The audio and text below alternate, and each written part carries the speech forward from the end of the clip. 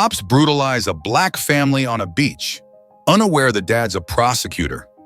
Like, subscribe, and hit the bell to catch our latest epic stories.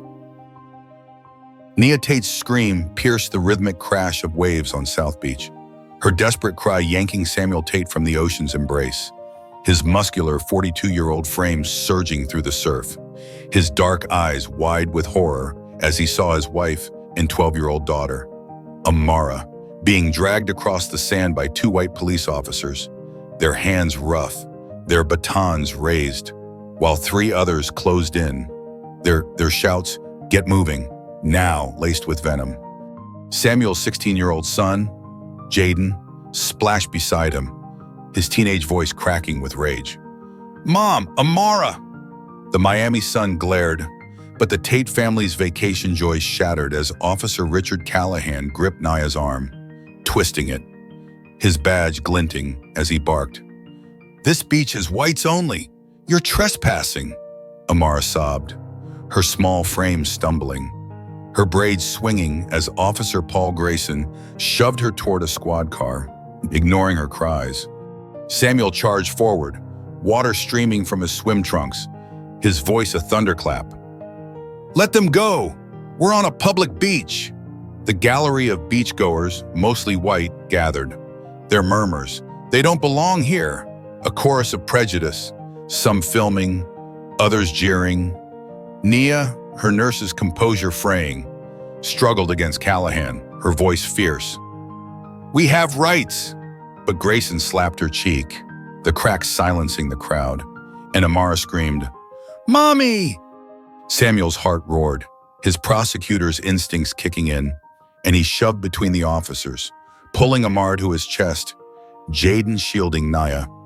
"Hands off my family!" Samuel bellowed, but Callahan's baton swung, striking his shoulder, the pain searing as he staggered, blood trickling down his arm. Jaden lunged, his fists clenched, only to be tackled by Officer Derek Malone. His face slammed into the sand, cuffs snapping on his wrists.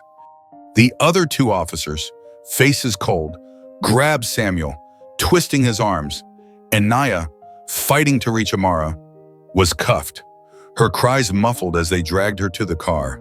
Samuel reached into his beach bag, yanking out his Miami-Dade County prosecutor's badge, its gold seal flashing. "I'm Samuel Tate, Assistant State Attorney. You're breaking the law." The officers froze, Callahan's smirk faltering, but Grayson snatched the badge, his voice a sneer. "Nice try. Fake ID. You people always pull this." The slur hit like a blade. The gallery's cheers, "Arrest them!" swelling, and Samuel's jaw clenched, his family's fear of fire in his chest. "That's real, and you'll pay for this," he growled, but Malone's fist slammed into his stomach, doubling him over, and the officers shoved him toward the squad car, Amara's sobs echoing as they cuffed her small wrists. The beachgoers' protests, other black families shouting, "This is wrong," were met with batons, a man's nose bloodied, a woman's arm twisted, the sand a battlefield of injustice. Samuel's eyes locked on Nia's, a silent vow to protect. His mind racing, he'd prosecuted corrupt cops, seen systemic racism in action, but this was his family, his heart. At the precinct, the Tates were split, Samuel thrown into a holding cell, his shoulder throbbing, his ribs aching from a second blow, his badge mocked by Callahan, who spat, "Big shot, huh? Just another thug to us." The cell's concrete was a cage, but Samuel's resolve burned. Nia's slap, Amara's cries, Jaden's struggle replayed in his mind, and he caught Callahan's glance at Grayson, a flicker of collusion hinting at a deeper motive, a policy rooted in power, not law. Nia's voice rang from a nearby room, her defiance unbroken. "You can't hold us!" But a muffled thud silenced her, Amara's wail cutting through, and Jaden's shouts followed, a scuffle signaling resistance. Samuel gripped the bars, his voice a roar. "You touch them, you're done!" Grayson laughed, his baton tapping, his slur a venomous jab. "Keep dreaming, boy, and you're nobody here." The precinct was a fortress of corruption, the officers' arrogance a wall, but Samuel's badge was real. His allies, colleagues, the DA's office, a network he'd yet to tap. Viral videos of the beach assault, now spreading online, sparked protests outside, chants of "Free the Tates." A faint hope, but Samuel knew his truth was a weapon, his family's courage a shield. He wasn't just a father, he was Assistant State Attorney Samuel Tate, a warrior honed in courtrooms, and he'd dismantle this injustice to save his wife, his children, and Miami's soul. The cell's chill couldn't quench his fire, his mind racing with strategies, calls to make, evidence to gather, a reckoning to unleash. The precinct thought they'd broken him, but Samuel Tate was no victim. His fight a promise to burn their lies to ash. Samuel Tate's wrists burned against the cold steel of handcuffs, his muscular frame pressed against the concrete wall of a Miami precinct holding cell. The sting of a fresh bruise on his cheek, a sharp reminder of the baton blows that had followed his arrest on South Beach, where his black family, wife Nia, 16-year-old son Jaden, and 12-year-old daughter Amara, had been violently torn apart by 5 white police officers enforcing a racist whites-only policy. The echo of Nia's scream as she was slapped, Amara's sobs, and Jaden's muffled shouts from the squad car haunted Samuel, a 42-year-old assistant state attorney whose prosecutor's badge, dismissed as fake by Officer Richard Callahan, now lay mocked in an evidence bag. The precinct was a fortress of hostility, its air thick with the officers' taunts. "You're nothing here, boy." Their slurs of venomous assault that fueled Samuel's resolve, his dark eyes blazing with a fire undimmed by the pain in his shoulder or the blood drying on his lip. He wasn't just a father fighting for his family. He was a legal warrior, his mind racing with strategies to dismantle the corruption that had cuffed his wife, beaten his son, and terrified his daughter. The cell's isolation was a cage, but Samuel's thoughts were free, piecing together the officer's collusion, Callahan's smirk, Paul Grayson's quick glance to Derek Malone, a hint of a deeper motive, perhaps a policy backed by power beyond the precinct. Nia's voice broke through from a nearby room, her defiance clear. "You have no right to hold us!" But a harsh laugh and a thud silenced her. Amara's cry piercing the walls. "Mommy, stop it!" Samuel's fist clenched, his heart a furnace as Jaden's shout followed. "Let her go!" Muffled by a scuffle, the sound of a baton striking flesh. "Touch them again, and you're done," Samuel roared, slamming the bars, his voice a thunderclap that drew Malone's sneer, the officer's baton tapping menacingly. "Big talk for a nobody," Malone spat, his slur a blade, but Samuel's gaze was steel, his prosecutor's instincts catching Malone's flicker of unease, a crack in the precinct's armor. The officer's arrogance masked something. Samuel suspected a directive, a cover-up tied to the beach's racist policy, enforced not by law but by influence, possibly from city officials or local elites. His badge, real and backed by the Miami-Dade State Attorney's Office, was a lifeline he couldn't yet use. His phone confiscated, his allies, colleagues, the DA, unreachable. But Samuel knew every second counted. The precinct's holding area was a labyrinth of locked doors, but the officers' voices carried, Callahan bragging about teaching them a lesson, Grayson muttering about keeping the beach clean, phrases that hinted at a coordinated effort, a policy rooted in prejudice, not procedure. Samuel's family was split, Nia and Amara in one room, Jaden in another. Their fear a weight he bore, but their courage, Nia's defiance, Jaden's resistance, Amara's sobs, fueled his plan. He'd overheard a clerk mention the captain's orders, a clue to a higher authority, and Samuel filed it away, his legal mind mapping a counterattack, contacts to call, evidence to gather. The viral beach videos now sparking protests outside, their chants of "Free the Tates," a distant beacon. But the precinct was a gauntlet.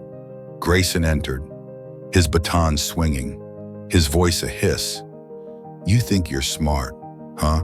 Keep talking, and your wife gets it worse. Samuel lunged at the bars, his voice a growl. Lay a hand on her, and I'll bury you. Grayson laughed, but his eyes darted, betraying fear, and Samuel seized the moment, lowering his voice, probing, Who's pulling your strings? Grayson? Callahan? Someone bigger? The officer flinched, his silence a tell, and Samuel's suspicion deepened. Someone above Callahan, perhaps the captain, was orchestrating this. The cell door clanged as Malone returned, shoving Samuel back, his fist grazing Samuel's jaw, the pain sharp but fleeting, his resolve unshaken. You're nobody, Malone sneered. But Samuel's smile was cold, his mind racing. He'd prosecuted cops, exposed corruption, and he knew precincts like this thrived on fear. But fear was a two-way street. Nia's voice rose again, weaker but defiant. We're not afraid, and Samuel's heart swelled, her strength a mirror of his own. Jaden's shout followed, You're wrong about us! A spark of resistance that Amara echoed, her small voice trembling but clear. Leave my mom alone! The officer's laughter was a mask, their control slipping as the protests outside grew louder, the precinct's walls vibrating with chants, a sign the community was waking. Samuel's badge was his trump card, but timing was critical. Revealing it too soon risked dismissal, too late risked his family to safety. He caught a whispered exchange between Callahan and Grayson. The captain wants this quiet, and his instinct screamed, the captain was the key, a puppet master shielding the officer's racism. The precinct was a fortress, but every fortress had cracks, and Samuel Tate was no prisoner. He was a prosecutor, a father, a warrior, his mind a blade ready to cut through the lies. His family's courage the fuel as he braced for a fight that would shake Miami to its core, a vow to save Nia, Jaden, Amara, and burn this injustice to ash. Samuel Tate's heart thundered against the cold steel bars of the Miami precinct holding cell, his muscular frame rigid with fury, the fresh bruises on his cheek and shoulder pulsing with pain from the battened blows that had followed his arrest on South Beach, where his black family, wife Nia, 16-year-old son Jaden, and 12-year-old daughter Amara had been torn apart by 5 white police officers enforcing a racist, whites-only policy. The echo of Nia's defiant cries, Amara's terrified sobs, and Jaden's angry shouts haunted him. Each sound a dagger in his chest as he gripped the bars, his dark eyes blazing with a resolve unbroken by the officer's slurs. You're nothing, boy. Their venom a constant assault. As a 42-year-old assistant state attorney, Samuel's prosecutor's badge, dismissed as fake by Officer Richard Callahan, was a lifeline he couldn't yet wield. His mind racing with plans to shatter the precinct's corruption. But the air shifted, a chilling laugh from the corridor signaling a new horror. Nia's voice, sharp with outrage, erupted from a nearby interrogation room. Get your hands off me! Followed by a low, leering chuckle from Officer Derek Malone, his words a sickening taunt. Relax, sweetheart. Just checking for contraband. Amara's scream, Mommy, cut through the walls, and Samuel's blood ran cold, his fist slamming the bars, his roar shaking the cell. Leave her alone, you bastards! Jaden's voice joined, muffled but fierce. Stop touching my mom. Met with a thud, a cry of pain, and Officer Paul Grayson's mocking laugh. Shut up, kid, or you're next. The precinct was a viper's nest, the officer's cruelty a calculated strike to break the Tates, and Samuel's heart shattered, his family suffering a fire that burned hotter than his own pain. He lunged at the bars, his voice a desperate plea. I'm Samuel Tate, assistant state attorney. You're violating our rights. But Callahan stormed in, his baton swinging, his face twisted with contempt. Fake badge, fake story, he sneered, his slur a blade. You're just a thug playing dress-up. The baton cracked against Samuel's knuckles, blood seeping, but Samuel stood firm, his eyes piercing Callahan's, his voice a low growl. "You'll pay for touching my wife." Callahan laughed, but his glance to Malone betrayed unease. A crack in their armor Samuel seized, his prosecutor's mind noting every slip. Grayson's nervous fidget, Malone's quick look to the door, signs of a coordinated cover-up, a policy rooted in racism, possibly ordered by a captain or higher.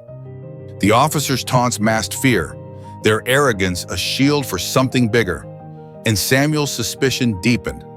South Beach's whites-only rule wasn't random, it was enforced, perhaps by city elites or precinct brass. Naya's cry rang out again, weaker, trembling. "Don't you dare!" And Malone's chuckle followed, his hand brushing her arm, a violation that pushed Samuel to the edge. His voice a roar. "I'll kill you if you hurt her." Grayson shoved him back, his fist grazing Samuel's jaw, the pain sharp but fleeting, his resolve a steel wall. "Keep dreaming," Grayson spat, but Samuel's gaze held, his words calculated, probing. "Who's giving you orders? Grayson? Callahan? The captain?" The officer flinched, his silence a tell, and Samuel filed it away, his legal mind mapping a counterstrike, contacts in the DA's office, allies in the state attorney's network, the viral beach videos now fueling protests outside, their chants of "Free the Tates," a growing storm. The precinct's walls vibrated with the crowd's anger, but the officers doubled down. Callahan returned, holding Samuel's badge, his voice a hiss. "You're looking at charges for assault, trespassing, and impersonating an official. That fake ID's gonna bury you." Samuel's smile was cold, his voice steady despite the blood on his hands. "It's real, and you know it. Keep talking. You're digging your own grave." Callahan's smirk wavered, his eyes darting to Malone, a silent signal, and Samuel's instincts screamed. They were stalling, waiting for orders, covering tracks. Jaden's shout broke through. "You're liars!" Followed by a scuffle, Amara's plea, "Please, let us go," and Nia's voice, strained but unyielding, "We're not your property." The officers' laughter was a mask, their control slipping as the protest grew louder, the precinct a pressure cooker ready to explode. Samuel's badge was his ace, but timing was everything. Revealing his allies too soon risked dismissal, too late risked his family's lives. He caught a whispered exchange. "The captain says move them tonight," and his heart raced. The captain's role a key to the conspiracy, a puppet master shielding the officers' racism. The cell was a cage, but Samuel Tate was no prisoner. He was a prosecutor, a father, a warrior. His mind a blade ready to slice through the precinct's lies. His family's courage a shield as he braced for a fight that would shake Miami, a vow to save Naya, Jaden, Amara, and burn this injustice to the ground. Samuel Tate's bruised knuckles gripped the bars of his Miami precinct holding cell, his muscular frame taut with a fury that burned hotter with every muffled cry from his family. Wife Nia, 16-year-old son Jaden, and 12-year-old daughter Amara, whose voices echoed through the concrete walls. Their defiance met with the officers' slurs and blows, a relentless assault that had begun on South Beach when 5 white cops enforced a racist, whites-only policy, dragging Nia and Amara from the sand. Beating Samuel and Jaden, and dismissing his prosecutor's badge as fake. The precinct was a crucible of corruption, the air thick with Officer Richard Callahan's taunts, "You're done, thug," and the chilling laughter of Officer Derek Malone, who Sam saw of Nia in an interrogation room had pushed Samuel to the edge. His roars, "Get your hands off her," met with baton strikes and mockery. As a 42-year-old assistant state attorney, Samuel's mind was a steel trap, his resolve unbroken despite the blood on his lip, his plan to dismantle this injustice hinging on allies he couldn't yet reach. But the precinct's walls trembled with the growing chants outside.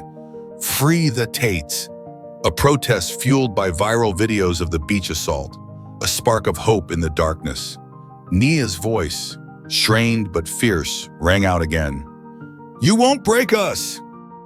Followed by Amara's sob and Jaden's shout, "Leave my mom alone!" each sound a dagger in Samuel's chest, his heart racing as Malone's leering chuckle returned, his hand brushing Naya's shoulder, a violation that shattered Samuel's restraint. "I'll kill you, Malone," he bellowed, slamming the bars, his voice a thunderclap. But Officer Paul Grayson shoved him back, his fist grazing Samuel's jaw, his slur a venomous jab. "Fake prosecutor, fake threats." Grayson's eyes darted, betraying fear, and Samuel seized the crack, his voice low, probing. "Who's covering for you, Grayson? The captain? Someone bigger?" The officer flinched, his silence a tell, but before Samuel could press, the cell block door burst open, and a new voice, deep and authoritative, cut through the chaos. "Enough. Where's Samuel Tate?" The gallery of officers froze, Callahan's smirk vanishing. Malone stepping back from Naya's room as Deputy Chief Maria Alvarez, a high-ranking Miami-Dade official, strode in, her uniform crisp, her eyes sharp with authority. Samuel's heart leaped. Alvarez, a former colleague, was a lifeline he'd prayed for. "I'm here," he shouted, and Alvarez's gaze locked on him, her voice firm. "Release him. Now." Callahan stammered, his baton lowering, but Grayson scoffed, holding up Samuel's badge. "This is fake, Chief. He's a fraud." Alvarez snatched it, her eyes scanning, her voice a whip crack. "This is real, Grayson, and you're in deep trouble. Open the cell." The lock clanged, and Samuel stepped out, his shoulder throbbing but his presence commanding, his eyes meeting Alvarez's. A silent pact formed. "My family," he said, his voice urgent, and Alvarez nodded, storming toward the interrogation rooms, Samuel on her heels, ignoring Callahan's protests. In Nia's room, Malone's hand lingered on her arm, her face a mask of defiance despite the bruise on her cheek. Amara clinging to her, tears streaming. Samuel charged forward, shoving Malone back, his voice a growl. "Touch her again, and you're done." Nia fell into his arms, Amara sobbing, and Alvarez restrained Malone, her voice cold. "You're under investigation." Officer Jaden, cuffed in another room, was released, his lip bloodied but his eyes fierce, hugging Samuel tightly. The Tates reunited, their embrace a fortress, but Samuel's mind raced. Alvarez's arrival was a turning point, but the officer's corruption ran deep. "I've got evidence," Samuel said, his voice steady, pulling a USB drive from his pocket, a copy of the beach videos and precinct logs he'd sent to a colleague before the arrest. Alvarez took it, her eyes narrowing. "This better be solid. Sam, Callahan's connected. Captain Vargas is backing him." Samuel's suspicion clicked.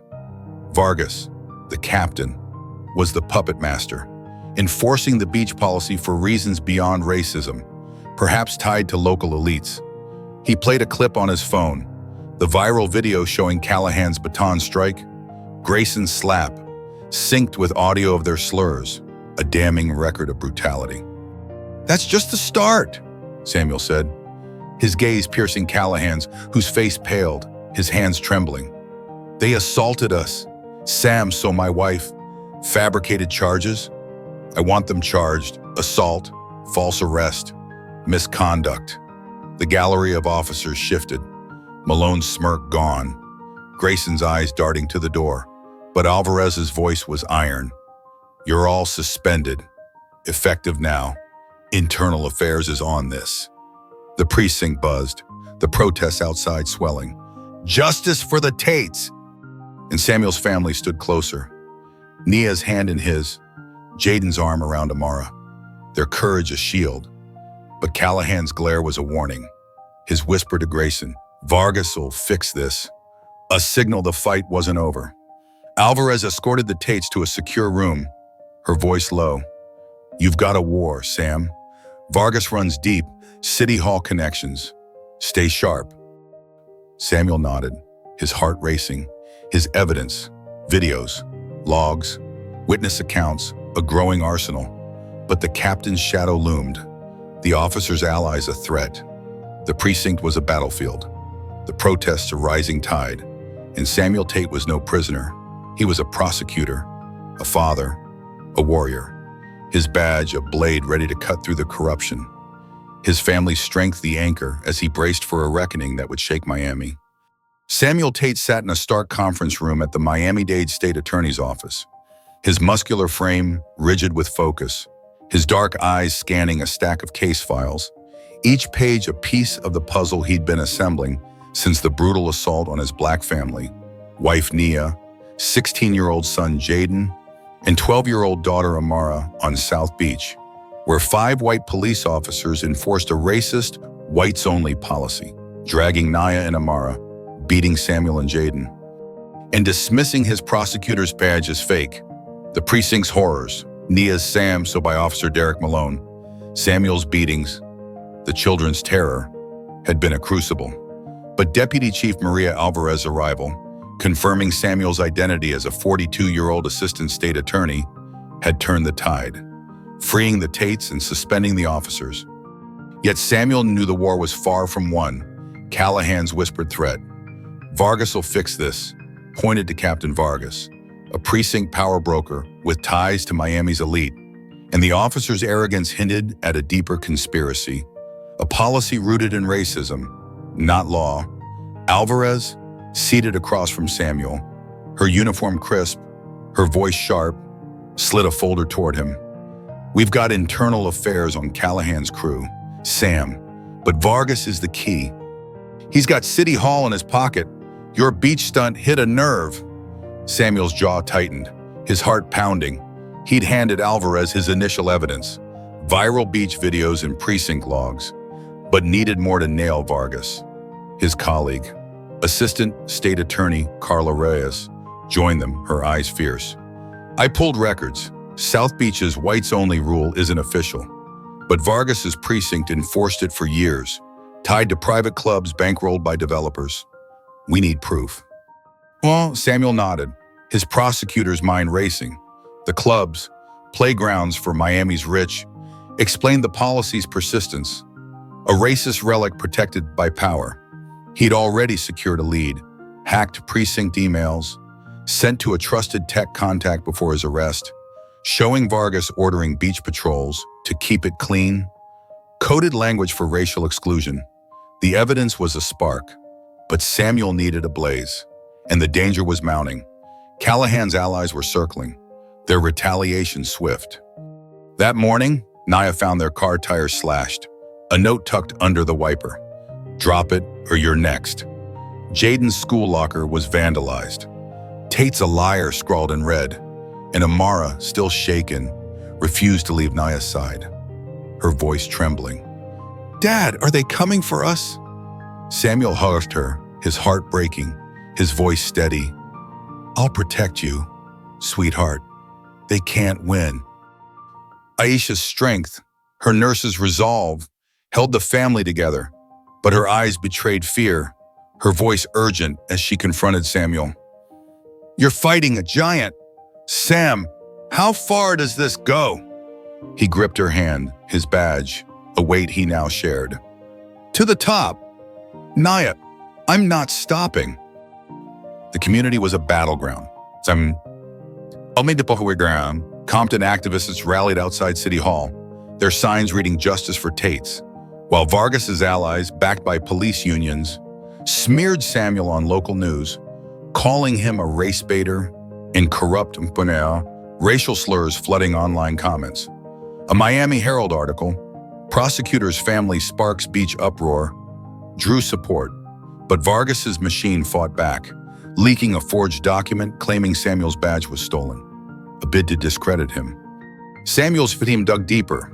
Carla secured a whistleblower, a precinct clerk named Elena, who'd overheard Vargas instructing Callahan to clear the beach for a private club event, a directive tied to campaign donations from developers. Elena's affidavit was gold, but she was scared. Her car tailed after meeting Samuel. He moved her to a safe house, his voice firm. "You're safe, Elena. We'll end this." Lena, a tech analyst from the DA's office, decrypted more emails, revealing Vargas's meetings with the developer, Richard Langston, whose club funded the beach patrols, a money trail Samuel traced to offshore accounts. The evidence was damning, but the retaliation escalated late that night. A brick crashed through the Tate's hotel window, where they'd relocated for safety, a note tied to it. Last warning. But Nia doused a small fire from a Molotov cocktail, her scream waking Jaden and Amara, who clung to Samuel, their eyes wide. "They won't stop, Dad," Jaden said, his voice fierce despite fear, and Samuel pulled them close, his heart racing. "They're desperate. Son, we're stronger." The SUV, a constant shadow, idled nearby, its driver obscured, a threat Samuel reported to Alvarez, who assigned a protective detail. At a community center, Samuel spoke, his voice resonant. "They attacked my family, our rights, because of our skin. But we're fighting, and we need you. Stand with us." The crowd roared, their support a shield, but Langston's lawyer sent a cease and desist, accusing Samuel of slander, a legal jab to silence him. Alvarez met Samuel, her voice low. "Vargas is panicking, but Langston's untouchable without hard proof. Get it, Sam, or they'll bury you." Samuel's evidence, videos, emails, affidavits, was a growing arsenal, but Vargas's reach was vast. His allies a fortress. The precinct was a viper's nest. The protests a rising tide. And Samuel Tate was no victim. He was a prosecutor, a father, a warrior. His badge a blade ready to cut through the corruption. His family's courage a fortress as he braced for a fight that would shake Miami to its core. Samuel Tate stood at the plaintiff's table in a Miami federal courthouse, his muscular frame steady in a tailored suit, his dark eyes blazing with a resolve forged through a crucible of injustice that had begun on South Beach, where his black family, wife Nia, 16-year-old son Jaden, and 12-year-old daughter Amara, had been brutalized by 5 white police officers enforcing a racist, whites-only policy. A nightmare that escalated at the precinct with beatings, Sam-so, and slurs, only to be turned by Deputy Chief Maria Alvarez's confirmation of Samuel's identity as a 42-year-old assistant state attorney. The courtroom, a stark chamber of oak benches and tense silence, buzzed with a packed gallery, activists, reporters, Harlem residents, whose murmurs swelled as Samuel prepared to present his evidence at this federal hearing. A countersuit against officers Richard Callahan, Paul Grayson, Derek Malone, and 2 others, alongside Captain Vargas, for assault, false arrest, and conspiracy, charges that could dismantle a corrupt network tied to developer Richard Langston. Judge Elena Torres, a no-nonsense jurist, called for order, her voice firm, but Callahan's lawyer, Victor Lang, rose, his polished veneer masking desperation, his voice a plea. "Your Honor, Mr. Tate's claims are slanderous, a vendetta against honorable officers. We have evidence proving his allegations are fabricated." The gallery hissed, activists clutching signs reading "Justice for Tate's." But Samuel's supporters, Naya, Jaden, Amara, seated behind him, leaned forward, their eyes fierce. Torres raised a hand, her gaze sharp. "Mr. Tate, proceed."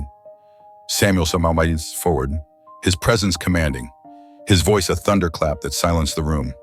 "Your Honor, these officers didn't just assault my family. They enforced an illegal racist policy, protected by Captain Vargas and funded by Richard Langston. And I'll prove it."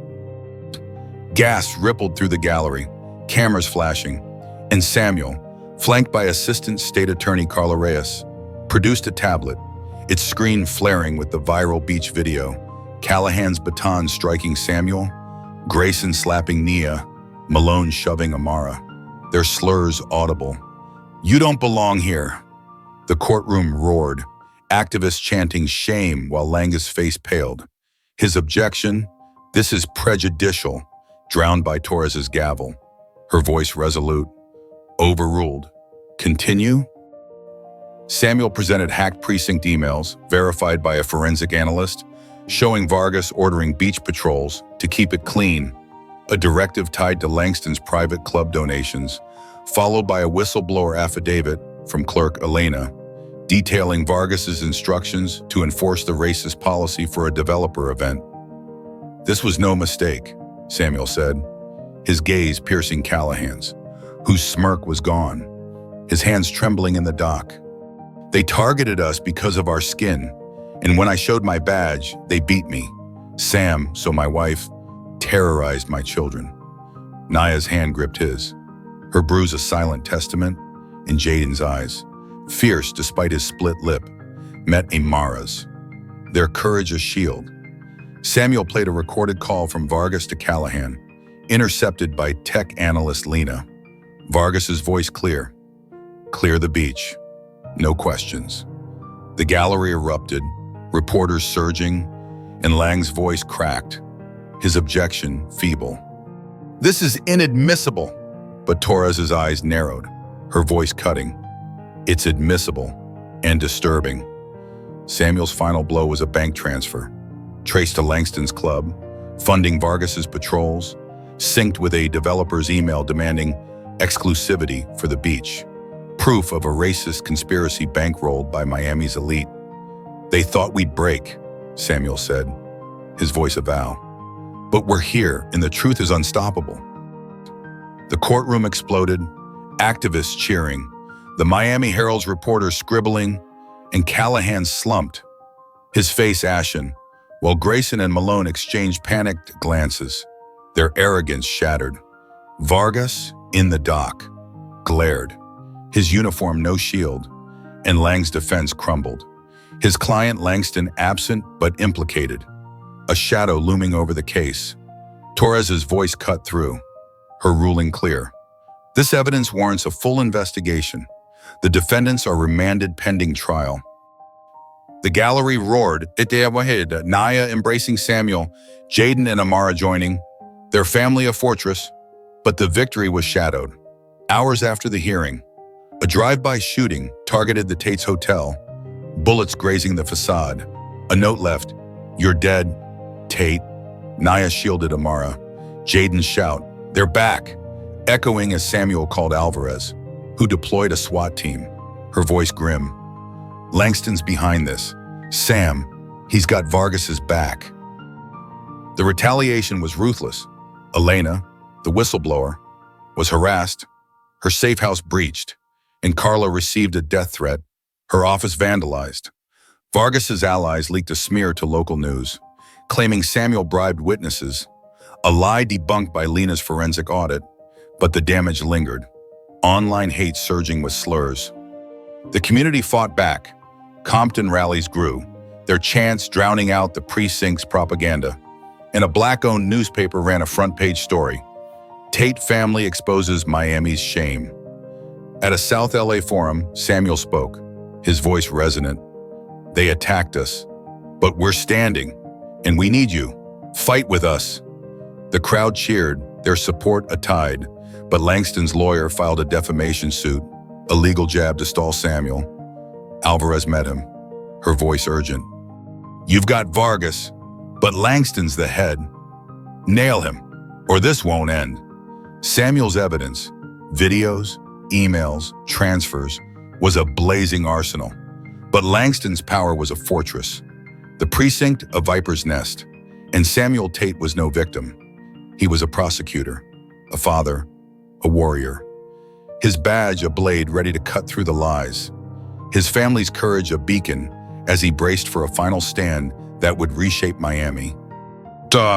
Samuel Tate stood in the tense hush of a Miami federal courthouse, his muscular frame steady at the plaintiff's table, his dark eyes blazing with a resolve that had carried him through a war ignited on South Beach, where his Black family, wife Nia, 16-year-old son Jaden, and 12-year-old daughter Amara had been brutalized by 5 white police officers enforcing a racist, whites-only policy, a nightmare that escalated at the precinct with beatings, Samso, and slurs, only to be transformed by Samuel's relentless pursuit of justice as a 42-year-old assistant state attorney.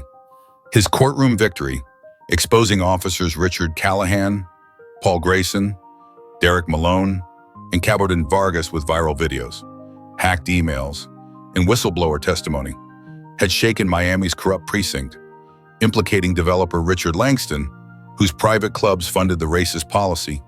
But the fight was far from over. Today's hearing, a critical ruling on Samuel's countersuit for assault, false arrest, and conspiracy, was a crucible where justice could either triumph or be buried.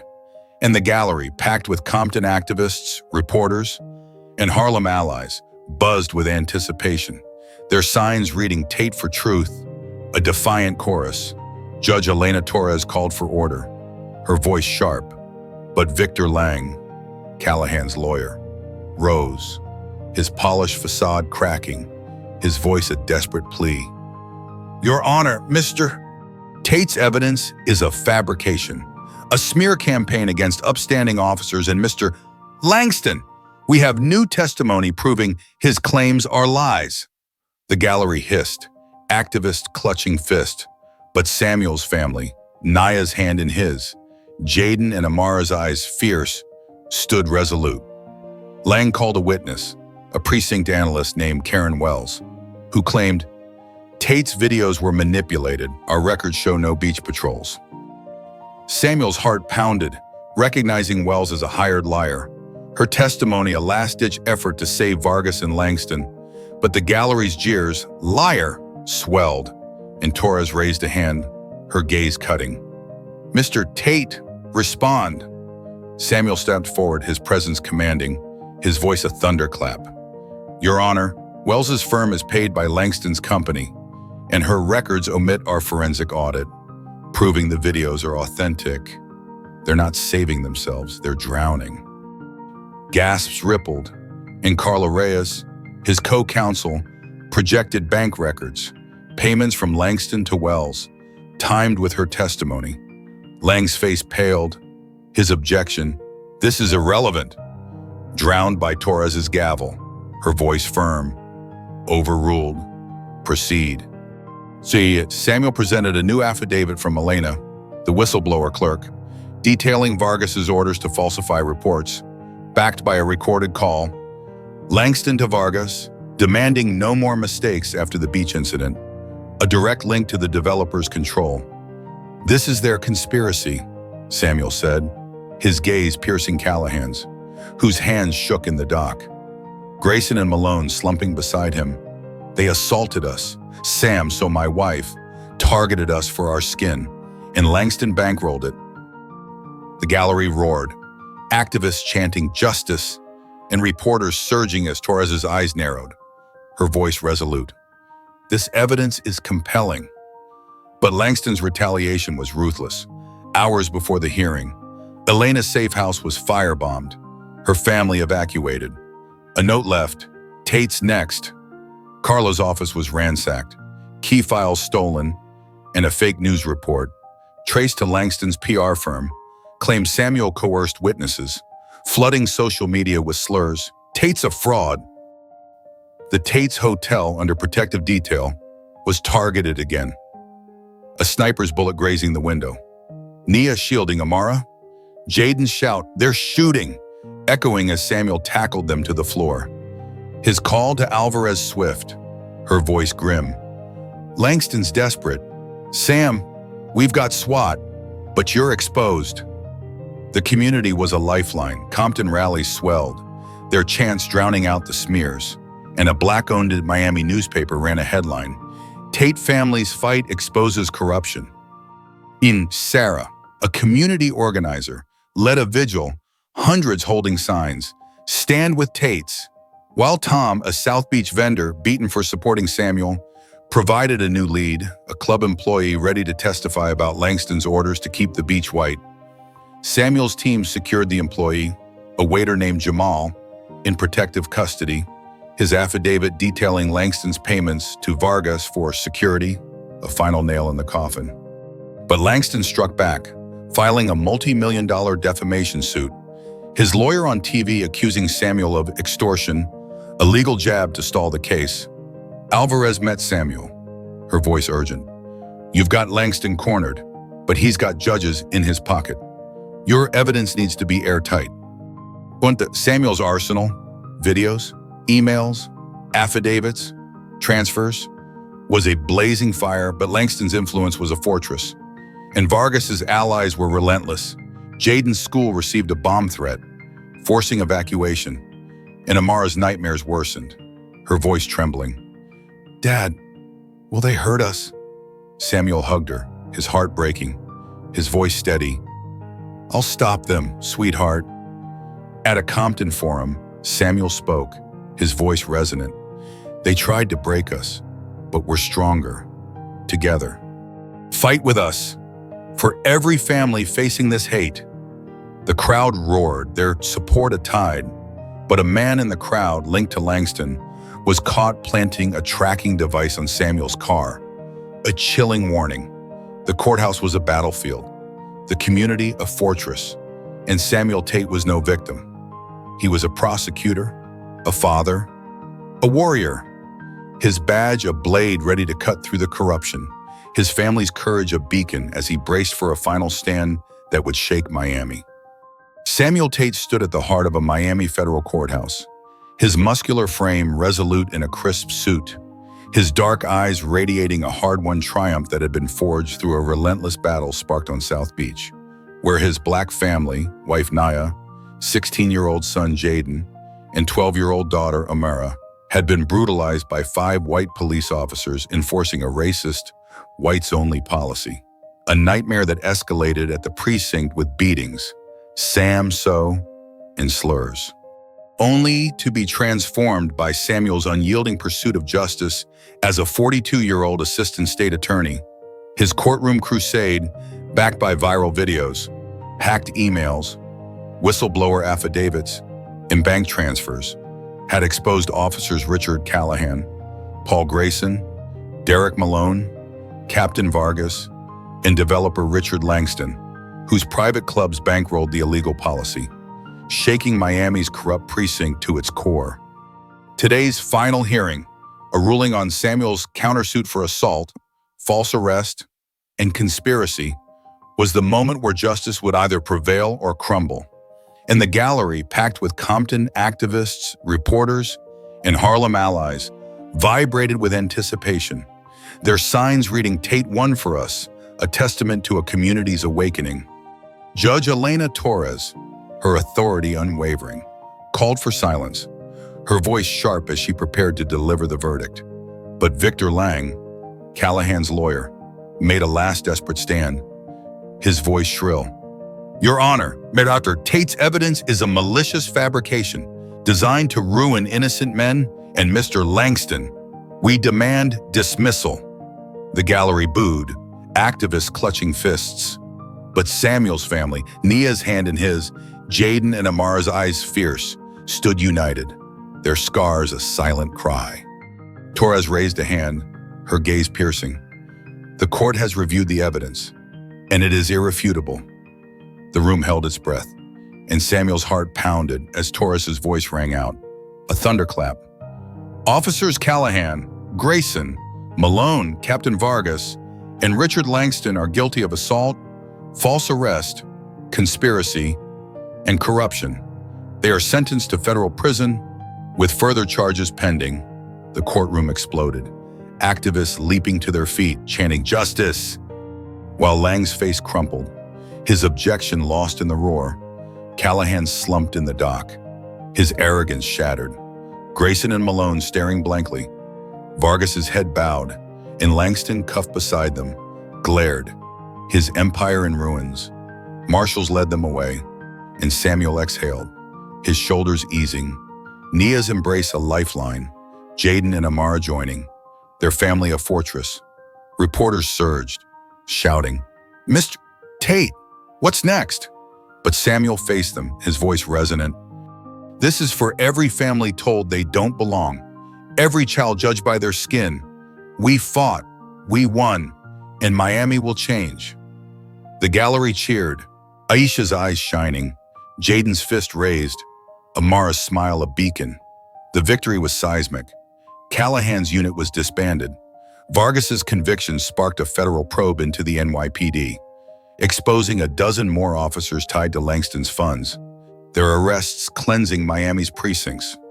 Langston's clubs faced lawsuits, his wealth stripped, his influence gutted as developers distanced themselves. Victor Lang was disbarred, his firm collapsing under scrutiny, and Samuel's countersuit secured damages, funding a community justice center in Compton, named for Amara, a haven for victims of racism. The community transformed. Neighbors who'd shunned the Tates now rallied, their whispers of troublemakers replaced by heroes, and Southside activists crowned Samuel a leader, their marches swelling with thousands, signs reading, "Tate changed Miami." South Beach, once a symbol of exclusion, was declared open to all by city decree, a policy shift driven by Samuel's evidence and public pressure, its sands now welcoming every family. At a packed Compton rally, Samuel spoke. Nia, Jaden, and Amara beside him, his voice a clarion call. They beat us, Sam saw us, tried to erase us, but we stood, black, proud, unbreakable.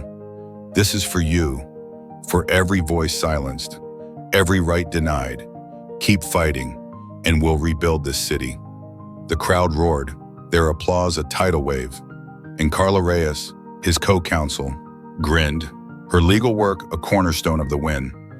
Deputy Chief Alvarez, now leading precinct reforms, clapped Samuel's shoulder, her voice firm. You've reshaped Miami, Sam. Stay vigilant. The threats, the firebomb, the sniper, the vandalism, faded. Langston's allies exposed, Vargas's network dismantled. But Samuel knew the fight against prejudice was ongoing. He declined a promotion, staying in Miami to lead the Justice Center, his family's brownstone a hub for activism. Jaden joining a youth law program, Amara finding her voice in advocacy, Nia spearheading community safety. The center's opening drew hundreds, its walls etched with Tate family, justice for all, a legacy of resilience. Samuel stood before it, Nia's hand in his, and whispered, "We did this for you, kids." Miami was no longer a crucible but a canvas, and Samuel Tate was no victim. He was a prosecutor, a father, a beacon. His legacy avowed a fight, to protect, to build a city where no family would fear, where justice was a right, not a privilege, for all. From a slandered prosecutor to a hero, Samuel Tate defeated racist cops and won justice. Thanks for listening. Like, share, subscribe, and hit the bell for more epic stories. Don't miss our next video.